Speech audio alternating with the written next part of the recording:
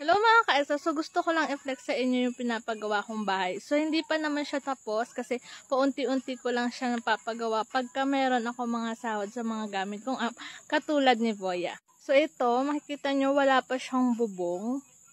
Naunti-unti ko pa lang din yung pagbili ng mga gamit katulad ng kahoy at yung iba pang mga kailangan. So pasok tayo. So yan, ito yung salas. Yan. So, yan yung mga kahoy na naunti-unti kong bilhin gamit yung mga napipayout ko kay Voya. So, itong bahay na to, hindi naman siya buong kay Voya. Iba't ibang app siya. So, unti-unti ko siyang napapatayo gamit yung mga payout ko sa iba't ibang app na gamit ko dati. So, ito yung pupunta sa kwarto. So, 2 kwarto yan. So, hindi tayo makadaan yan. 2 kwarto siya. Tapos, yung isang kwarto may CR. So, yung makikita niyo yung CR na yun, pinagagawa ko pa lang siya ulit ngayon. Yan o, unti-unti pa lang siya. So, ito papunta sa kusina. So, yan. At ito yung CR ng kusina. So, makikita niyo hindi pa rin tapos yung kusina namin. So, unti-unti ko pa lang din talaga siya napapagawa. So, punta tayo sa likod. So, ipakita ko sa inyo yung pinapagawa ko sa likod. Yung CR na isa. Para dun sa kwarto. So, yung CR nun na pinapagawa ko at saka yung septic tank nun is katas na ni Voya. So, talagang malaking tulong sa akin yung mga app na gamit ko. Lalo na nasa bahay lang ako. Tapos, may pinag-aaral akong kapatid. So, mayroon akong kapatid kasi na ako na yung nagpapaaral kasi wala na yung mama namin and yung papa namin mayroon na din sariling pamilya. So ako na lang yung nagpapaaral sa kanya. Ito yung sinasabi ko sa inyong CR na pinapagawa ko.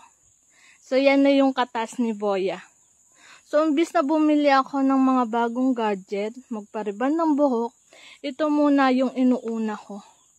Matapos itong bahay na kahit unti-unti man lang siya, at least nakikita ko na may may improvement dun sa bahay na pinapagawa ko. Sa una talaga hindi siya madali at hindi ko din naman naakalain na kahit nasa bahay lang ako, is kaya ko palang magpagawa ng sarili kong bahay. So 24 years old lang po ako, hindi ako nakapagtapos ng college, so high school graduate lang ako. Tapos talaga ang earnings ko lang ay dun sa mga app na gamit ko. So kung makikita nyo aking account, makikita nyo doon yung iba't ibang app na gamit ko po. So, ito yung nasimulan ko 2019. So, 2022, November 17 yun. 2022, November 17 ko siya naumpisahan. So, ngayon ay 2023 na. So, magwa 1 year na siya sa November. Pero still, ganito pa rin siya. Pero natutuwa na kasi ako kahit papaano nakikita ko na nag-i-improve yung mga nagagawa dun sa bahay. Nadadagdagan siya kahit paunti-unti. Noong una wala siyang kusina. Nadagdagan na ng kusina, dagdagan na ng CR. Tapos yung mga kahoy na bibili ko na din. Sa talagang malaking help sa akin yung aking mga app na ginagamit. So, makikita niyo yung kapatid ko. So, yung kapatid ko kasi senior high school na kaya hindi ko din siya agad mapagawa tong bahay na to kasi nga pinag-aaral ko din siya. Tapos, syempre, may pamilya na din naman ako. Meron akong maliit na anak na kailangan ko din pagkagastusan. Syempre, mga kailangan din namin sa araw-araw. So, yun. Sana na-inspired kayo sa kwento ko kung paano ko na-achieve itong bahay na to kahit hindi pa ganun katapos. Pero, talagang mayroon naman kayong kikitain talaga, sipag at tiyaga lang yung kailangan.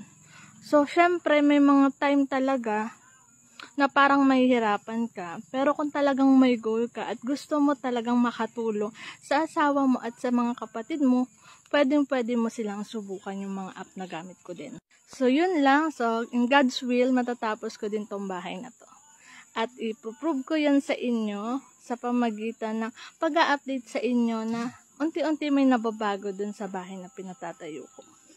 So, sa mga katulad ko, na mamis na din, hindi po hadlang yung pagiging ina nyo para hindi kayo kumita ng pera katulad ko. So, talagang kailangan nyo lang sipagan at tiyagaan. So, yun lang. Salamat.